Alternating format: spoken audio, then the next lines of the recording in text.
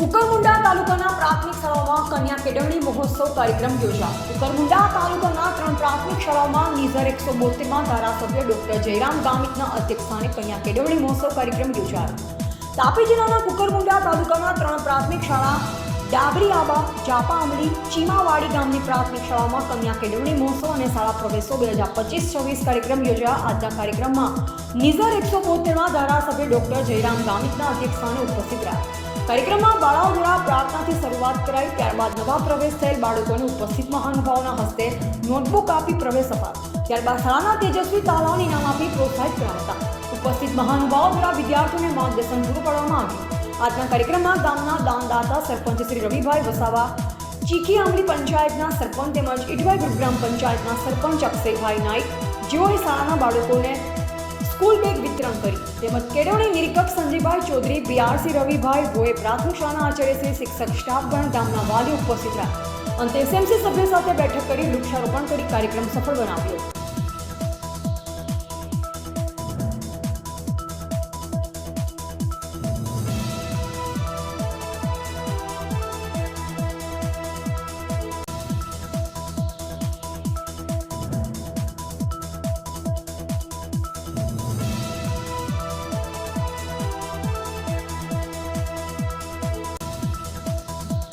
કુકરમુંડા તાલુકાના પ્રાથમિક શાળાઓમાં કન્યા કેળવણી મહોત્સવ કાર્યક્રમ યોજાયો। કુકરમુંડા તાલુકાના 3 પ્રાથમિક શાળાઓમાં નિઝર 172માં ધારાસભ્ય ડોક્ટર જયરામ ગામિતના અધ્યક્ષસ્થાને કન્યા કેળવણી મહોત્સવ કાર્યક્રમ યોજાયો।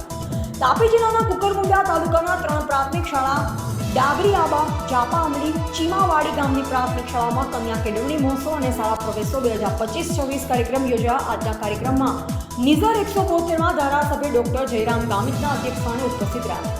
કાર્યક્રમમાં બાળાઓ દ્વારા પ્રાર્થનાથી શરૂઆત કરાઈ। ત્યારબાદ નવા પ્રવેશ થયેલ બાળકોને ઉપસ્થિત મહાનુભાવોના હસ્તે નોટબુક આપી પ્રવેશ અપાયો। ત્યારબાદ શાળાના તેજસ્વી તાલાઓને ઇનામ આપી પ્રોત્સાહિત કર્યા હતા।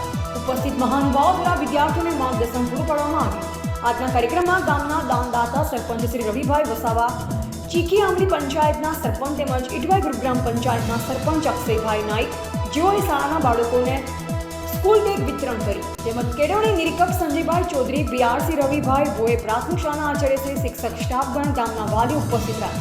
અંતે એસએમસી સભ્યો સાથે બેઠક કરી વૃક્ષારોપણ કરી કાર્યક્રમ સફળ બનાવ્યો। રિપોર્ટર સુહાસ વરવી, કુકરમુંડા, તાપી।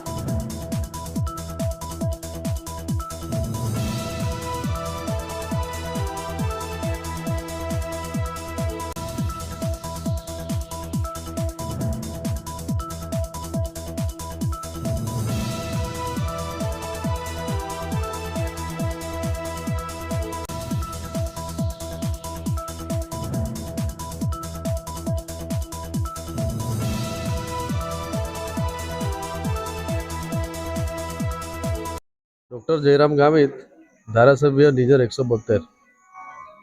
આજના કાર્યક્રમ વિશે જણાવો। દર વર્ષની જેમ ગઈકાલથી સમગ્ર ગુજરાતમાં કન્યા કેળવણી અને શાળા પ્રવેશ મહોત્સવના કાર્યક્રમો ચાલુ થયા છે।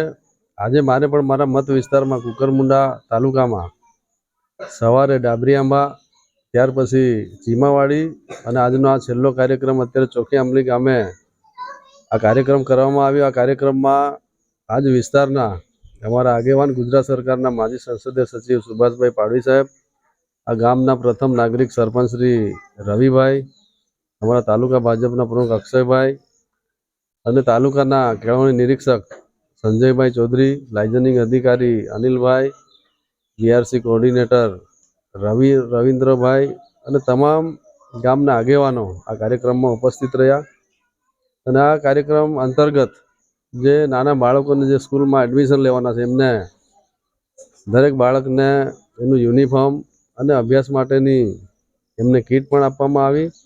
અને સમગ્ર તાલુકામાં ગ્રામજનો, વાલીઓ, એસએમસીની ટીમ અને શિક્ષકોએ ખૂબ મહેનત કરીને આજના કાર્યક્રમો ખૂબ જ સફળતાપૂર્વક પાર પાડવામાં આવ્યા।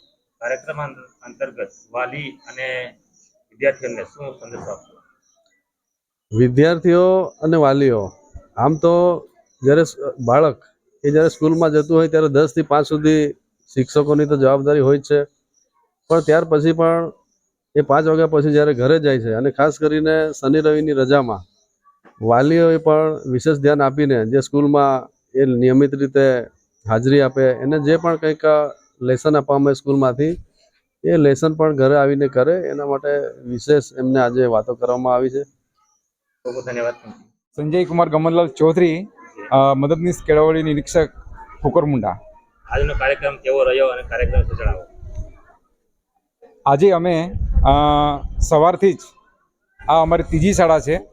પહેલાં અમે પ્રથમ શાળાનું જે શાળા પ્રવેશનું આયોજન કર્યું હતું ત્યાં પહોંચ્યા હતા. ત્યારબાદ બીજી શાળામાં અને આજે આ અમારો રૂટનો છેલ્લી શાળા છે. આજે પ્રવેશ ઉત્સવ દરમિયાન કેવો માહોલ જોવા મળ્યો અમને આ ત્રણ શાળાઓમાં જે કોમ્યુનિટી મોબિલાઇઝેશન એટલે કે ગામની જે શાળામાં ભાગીદારી હોવી જોઈએ, શિક્ષણ પ્રત્યે ગામના લોકો, યુવાનો અને સરપંચશ્રીઓ ખૂબ જ જાગૃત જોવા મળ્યા અને ત્રણ જગ્યાએ ખૂબ જ સારી એવી સંખ્યામાં વાલીઓ અમને જોવા મળ્યા. આજે બાળકોની યા વાલી મિત્રોને શું ખાસ તમે સૂચના આપવા માંગો છો? હા, આ એક શિક્ષકો, બાળકો અને વાલીઓ એ ત્રિવેણી સંગમ હોય તો શિક્ષણની પ્રક્રિયા જે છે એ ખૂબ જ સારી ચાલે. માટે શિક્ષકો તો 10:30 થી 5 ખૂબ જ સારું શિક્ષણ આપી રહ્યા છે, પરંતુ વાલીઓને મારો આ સંદેશ છે કે જ્યારે બાળક ઘરે આવે તો એટલું તો પૂછો જ કે આજે શિક્ષકે શું કરાવ્યું, શું લેસન આપ્યું, એટલું તો વાલીઓ પૂછે જ. તો 1 કલાક બાળકોને વાલીઓ આપે એવો મારો વાલીઓને સંદેશ છે. ધન્યવાદ. રવિન્દ્રભાઈ આર ભોઈ, હું બીઆરસી કોઓર્ડિનેટર કુકરમુંડા તરીકે કાર્યરત છું. આજના કાર્યક્રમ આજનો કાર્યક્રમ અમારી જુદી જુદી શાળામાં 8 રૂટ બનાવેલા છે. તારીખ 26, 27 ને 28ના રોજ જુદા જુદા રૂટ પર તાલુકાના પ્રમુખ અધિકારી, પદાધિકારી દરેકને રૂટ આપેલો છે. એમાં મુખ્યત્વે આપણે તાલુકાના પ્રમુખ અમરસિંહભાઈ, ઉપપ્રમુખ નિરાકરભાઈ તથા અમારા તાલુકા પંચાયત, જિલ્લા પંચાયતના 2 સભ્ય રાહુલભાઈ તથા વર્ષાબેન એ પણ જોડાયા છે. અને આજ રોજ અમારા માનનીય ધારાસભ્ય શ્રી ડૉક્ટર જયરામ ગામિત પણ આજે 3 શાળાઓમાં પ્રવેશ ઉત્સવ અપાયો છે. અને આવતીકાલે માધ્યમિક શાળા બાલંબા અને ઉત્તર બુનિયાદી ચોકી આંબલી ખાતે પ્રયોજના વહીવટદાર સાહેબ પધારનાર છે. આજે કેટલા બાળકોએ પ્રવેશ લીધો છે? અમારા કુલ રૂટ પ્રમાણે જોવા જઈએ આ 3 દિવસમાં 851 એ બાલવાટિકાના પ્રવેશ લેનાર છે અને 792 વિદ્યાર્થીઓ અમારા ધોરણ 9માં પ્રવેશ લેનાર છે. આજે કાર્યક્રમ વિશે, પ્રવેશ વિશે વાલી મિત્રોને એ બાળકોને શું સંદેશ આપવા માંગો? આપણે બાળકોને પ્રવેશ તો અપાવી દીધો છે, પણ આપણે નિયમિત શાળાએ મોકલીએ. સરકાર તરફથી ઘણી બધી યોજનાઓ લાગુ કરી છે.